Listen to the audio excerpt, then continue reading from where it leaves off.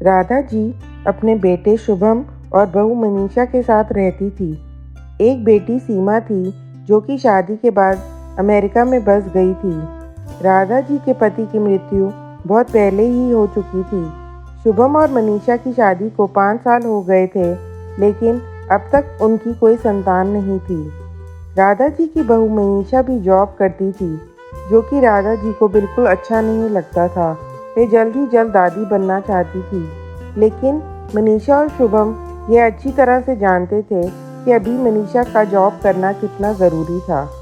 राधा जी अपने बेटे शुभम से इस बारे में बात करती तो शुभम किसी न किसी बहाने से बात को टाल देता था, इसलिए वे मनीषा को ही परेशान करने के बहाने ढूंढती रहती थी ताकि वे अपनी जॉब छोड़ दे। हालांकि वे दिल की बुरी नहीं थी, लेकिन पोते की चाह में वे न चाहते हुए भी ऐसा कर जाती थी। अपनी हम उम्र सहेलियों को दादी बनते देखकर उनका मन दुखी हो जाता था। उस दिन भी घर में ऐसा ही कुछ हुआ। ऑफिस में काम की वजह से मनीषा देर तक सोती रही और राधा जी को अच्छा खासा मौका मिल गया। ये क्या बहू, अभी तक सो रही हो? पता है सुबह के 10 बज गए हैं। शुभम भी बेचारा कब से उठकर ऑफिस के काम पर लग गया है और तुम हो कि अभी तक सोई हो। चलो अब उठकर सबके लिए चाय नाश्ता बना लो। मुझसे कुछ हो नहीं पाता है, वरना मैं तो तुम्हारे भरोसे कभी ना रहती, खुद ही सब कर लेती।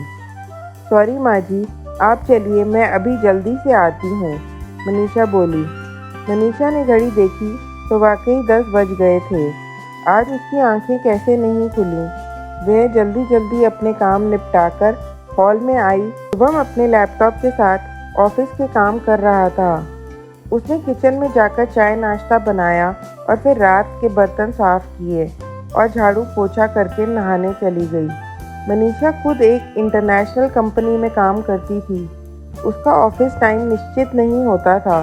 अधिकतर उसे रात में देर तक काम करना होता था। कल भी उसका काम देर तक चलता रहा, इसलिए वह देर तक सोती रही। मनीषा नहाकर आई तो देखा कि उसकी सास अपने कमरे में अपनी सहेली से फ़ोन पर बात कर रही थी। बातचीत में अपना नाम सुनकर मनीषा सास की बातें सुनने लगी। अरे शारदा, तुम भी अपनी बहू को ज़्यादा सर पर मत बिठाओ। मैं तो शुरू से ही मनीषा के नौकरी करने के खिलाफ थी। करे नौकरी शौक से, पर साथ साथ घर के काम भी करे। मैं तो बदन दर्द का बहाना बनाकर बैठ जाती हूँ, नहीं तो सारे काम का बोझ मेरे सिर पर आ गिरता। मैं कोई मुफ्त की नौकरानी थोड़ी ही हूँ। मैं तो कहती हूँ तुम भी यही किया करो। सास की बातें सुनकर मनीषा की आंखों में आंसू आ गए। वह जिस सास को बीमार समझकर उनकी दिन रात सेवा करती है, सारा दिन घर का और रात को ऑफिस का काम करके थकान से चूर होकर भी उफ तक नहीं करती, उसका यह फल मिला है उसे। माना वे मेरी नौकरी के खिलाफ हैं, मगर यदि घर की किस्त नहीं होती तो वह कभी भी नौकरी नहीं करती। शुभम का बोझ कम करने के लिए ही तो वह नौकरी कर रही थी। अभी के मुश्किल समय में वह सास से किसी भी बात पर बहस नहीं करना चाहती थी जिससे घर का माहौल खराब हो, इसलिए वह उनकी बात को नज़रअंदाज करके वहाँ से चली गई। लेकिन उसकी नज़रों में सास की इज्जत ज़रूर कम हो गई थी। दूसरे दिन सुबह सुबह राधा जी की बेटी सीमा का अमेरिका से फ़ोन आ गया। सीमा की सास उसके पास अमेरिका आई हुई थी। आदत के अनुसार राधा जी ने जैसे ही सीमा की सास की बुराई करनी चाहिए, वैसे ही सीमा ने उन्हें डांट दिया। माँ, आप बिल्कुल भी माँ जी के बारे में अनाप शनाप नहीं बोलेंगी। पता है आपके चक्कर में आकर मैंने उनके साथ कितना बुरा व्यवहार किया था, लेकिन आज मुझे उनकी कीमत पता चल गई है। तुम तो उनके यहाँ पर आने के कितने खिलाफ थी, मगर आज अगर वे यहाँ नहीं होती ना माँ, तो न जाने हमारा क्या हाल होता। तुम्हें तो पता ही है कि मेरा नौकरी करना कितना ज़रूरी है। कोरोना ने यहाँ पर भी ऐसा कहर ढाया है कि घर से ही सब करना पड़ रहा है। बेबी का बेबी केयर सेंटर भी बंद है।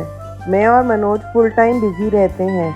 ऐसे में माँ जी ने अकेले ही बेबी के साथ साथ पूरे घर का सारा काम संभाला हुआ है। मुझे कुछ भी नहीं करने देती।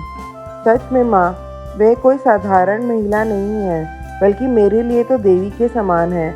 मेरा इतना अपमान करने के बावजूद और सीमा रोने लगी। उसने फ़ोन कट कर दिया। सीमा की बात सुनकर राधा जी की भी आंखें भर आईं। उन्हें अपनी भूल का एहसास हो गया था।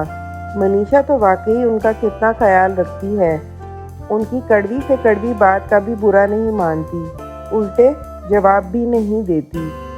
वाकई अभी का समय तो एक दूसरे को हौसला देने का है, एक दूसरे की मदद करने का।